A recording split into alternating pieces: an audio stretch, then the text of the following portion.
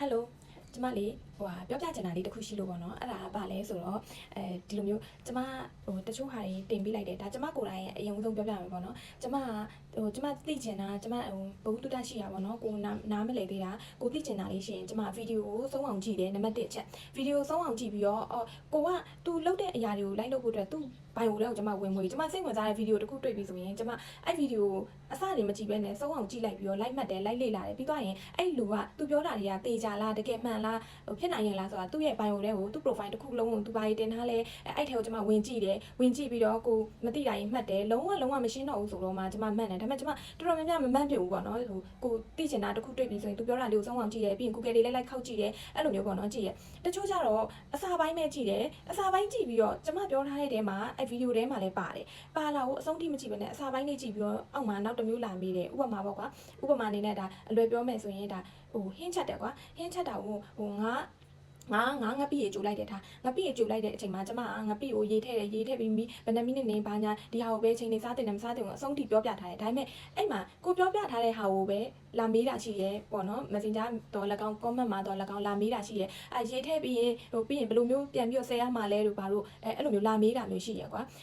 အစာပိုင်းလေးပဲကြည့်ရဲဒါပေမဲ့ကျမအကြံပေးချင်တာမေးတဲ့အခါကျကျမဗီဒီယိုတွေဒါရိုက်လဲရိုက်တယ်အတစ်လဲဆက်တယ်အပြင်လူမှုရေးစီးပွားရေးတခြားအရာတွေလောက်ရသေးရပေါ့နော်အိမ်မှုကိစ္စတွေလည်းအိမ်မှာကိုတယောက်ပဲလောက်တာဆိုတော့အိမ်မှုကိစ္စတွေလည်းလောက်ရတယ်အပြင်လူမှုရေးဆိုလည်းပြေးရတယ်စီးပွားရေးဆိုလည်းလောက်ရတယ်အဲ့လိုမျိုးပေါ့နော်ဆိုတော့edit ဆိုလဲဒါမအားတဲ့ကြားတစ်ခါတလေကြာရင်ကျမကိုအစာရင်းနဲ့ပတ်သက်ပြီးမေးတာတွေဆိုရင်လေကျမဖုန်းဆက်ရင်ကျမဘယ်သူ့မှကျမမကြော်တော့ကင်နေအကုန်လုံးကိုကင်ပြီးတော့တကယ်လိုအပ်လို့ကိုနဲ့အတွေ့အကြုံရှိတာတွေကိုကျမအလုပ်တစ်ဖက်နဲ့ဟင်းချက်နေတဲ့ဟင်းတစ်ဖက်နဲ့ကျမတေချာစိတ်ဝင်စားပြောပြပေးရတာကျမအစွမ်းကုန်လုပ်ပေးတယ်ပေါ့နော်တချို့comment တွေပါနေဆိုရင်လည်းအားတဲ့အချိန်ပြန်တဲ့အခါပြန်နိုင်ရင်အကုန်လုံးပြန်ပေးတယ်ပေါ့နော်ဒါကျမပြောပြချင်တာကျမ comment နေဆိုရင်ကျမအားတဲ့အချိန်မှာကျမပြန်နိုင်တာဖြစ်တဲ့အတွက်အဲ့လိုမျိုးစောင့်မဲ့အချိန်ကိုသူဘာပြောလဲဆိုတာအဆုံးထိပေါ့နော်ဗီဒီယိုလေးကိုစိတ်ဝင်စားတယ်ဆိုရင်ပြောတာပါစိတ်ဝင်စားတဲ့ဗီဒီယိုဆိုအဆုံးထိအရင်ကြည့်လိုက်နားလည်အောင်တေချာကြည့်လိုက်နားမလည်ဘူးဆိုတော့မှ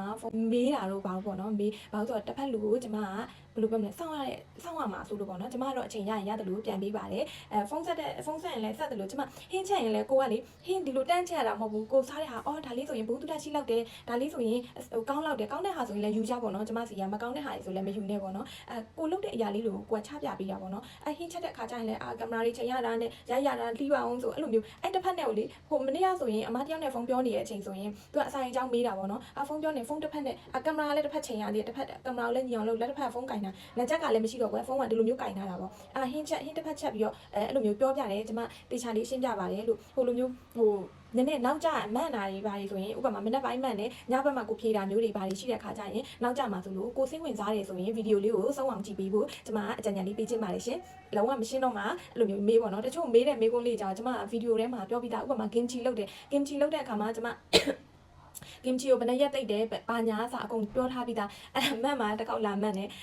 ဘယ်နှရက်ထားရမလဲလို့ဘာလို့ဒီလိုမျိုးမှန်တယ်အဲ့လိုမျိုးကြတာပြောပြီးသားလေးကြတော့ဘယ်လိုပြောစောင့်စီရမလို့တော့ဘူးပေါ့နော်ဝင်ကြည့်လိုက်ပါလို့တစ်ဖက်ကိုစောင့်အချိန်ကုန်ပါဆိုလို့ပေါ့နော်စောင့်တဲ့အချိန်မြန်သိတော့မြန်လိုက်လုပ်လို့ရအောင်ပေါ့နော် kimchi လုံနီးလို့ဘာလို့ဆိုရင်လည်းအဲ့လိုမျိုးပြောပြချင်တာပါရှင်မသိတာရှိရင်လည်းအချိန်ပြေးလာမေးပါဒါကျမရဲ့အတွေ့အကြုံရပဲကျမပြောပြပေးပါမယ်ကျန်တာတော့ကိုမသိတဲ့ဟာဆိုရင်တော့ပြောပြလို့မရပါဘူးရှင်